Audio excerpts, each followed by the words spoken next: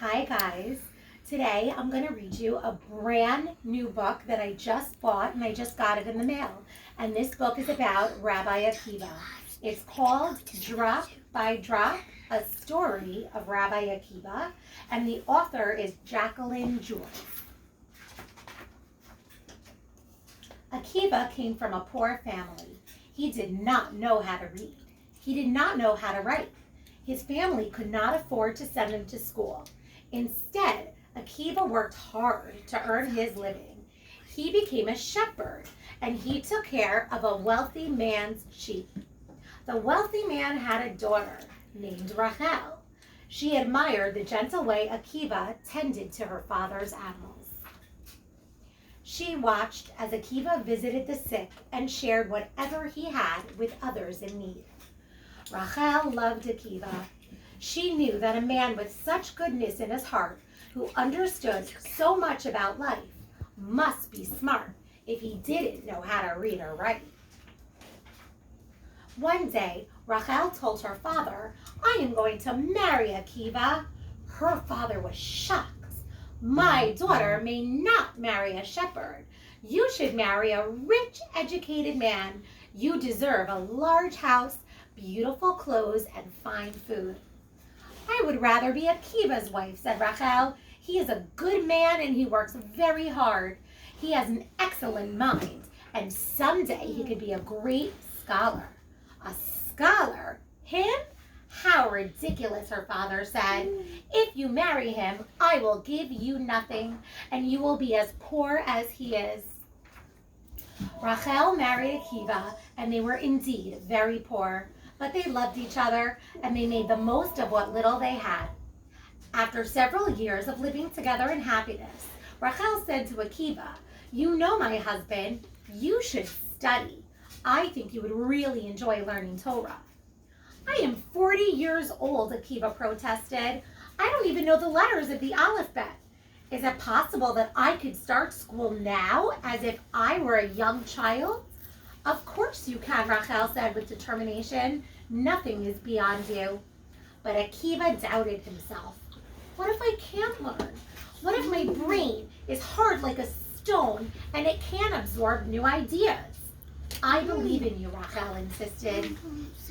Later that day, Akiva stopped by a brook so his sheep could rest and drink. Thirsty himself, he cupped his hands together to gather water dripping down from one rock to another. As he drank, he noticed a hole in the bottom of a rock. "Water is soft," thought Akiva with amazement, and yet, drop by drop, it has managed to cut through this hard stone. "My mind is not harder than a rock. I can learn, just like water cuts through stone, a little bit every day." Though Akiva was a grown man, he sat in a classroom with very young children. The children giggled behind their hands, but Rachel comforted him. "Pay no attention to those who laugh. If you work hard, you can succeed." Akiva memorized the sound and shape of each letter in the Hebrew alphabet. He put the letters together to make words. Every day he mastered a new word until he could read and write whole sentences.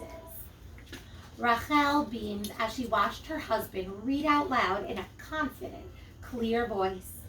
"It is time for you to study Torah, our Jewish history and law," Rachel said.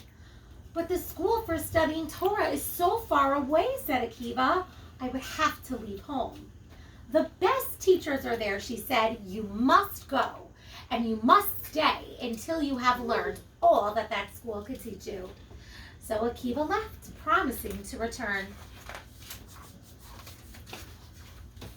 Akiva was away for many years. He studied the laws of the Torah carefully, one by one, just as he had learned each new letter of the alphabet.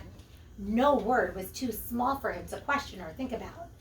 His teachers admired his wisdom and began to ask his opinion on important matters. The man who could not read or write became a wise rabbi, followed by thousands of students.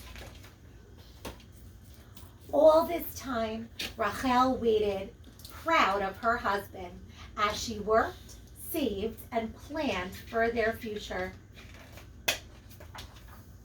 At last, Akiva returned home.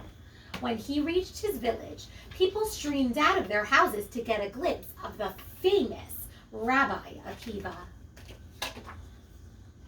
Rachel had to push through the crowds to get near her husband.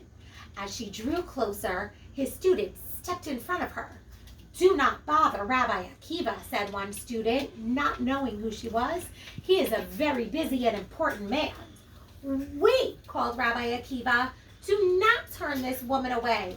She should be standing right here beside me." "This is Rachel, my wife," he told his students. "She must share credit for my success, as it is she who believed in me before I knew a single word of Torah. She understood before I did that little by little, like water can carve through a stone, I could learn to read and study, and little by little, I proved her right." The end. A very important lesson to learn from this story is, even in life or in school or at home, if you try something and it sounds really hard or it's frustrating, like if you're trying to draw a certain shape or a picture, or if you're trying to ride your bike without training wheels and it's so hard, you should never ever give up anything that seems to be hard. Because if you keep trying and doing your best, you definitely will succeed. Bye, guys.